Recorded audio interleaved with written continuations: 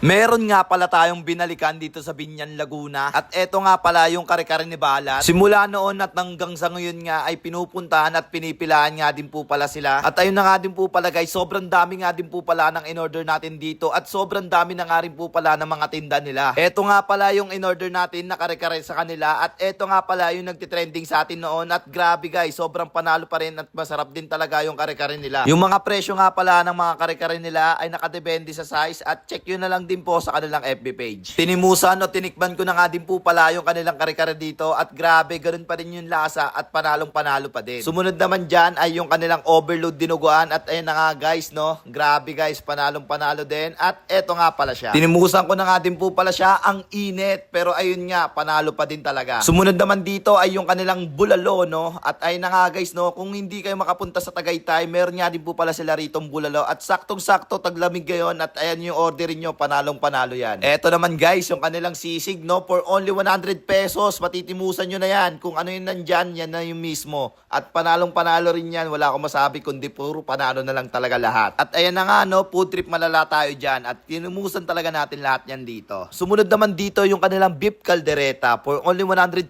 pesos, matitimusan nyo na yan. At ganyan na siya kalaki mismo. Malambot yung karne niya, yung sabaw panalo rin. Kaya all goods to sa akin lahat. Eto naman guys, yung titimusan natin, no? Lechon sa hurno. For only 100 pesos, matitimusan nyo na yan. At ayan na nga guys, no? Panalo rin, malambot yung karne at crispy talaga sa taas. Eto naman, yung kanilang shake, no? Masarap din. Panalo din. Kaya kung naghahanap kayo ng shake, meron nga din po pala sila. At ayun na nga din po pala guys, hanggang dito na nga lang din po pala tayo, no? Kung meron nga pala kayong mga solid na food tripan dito sa Binyan, PM nyo lang ako, no? At ayun na nga guys, pupuntahan din natin yan.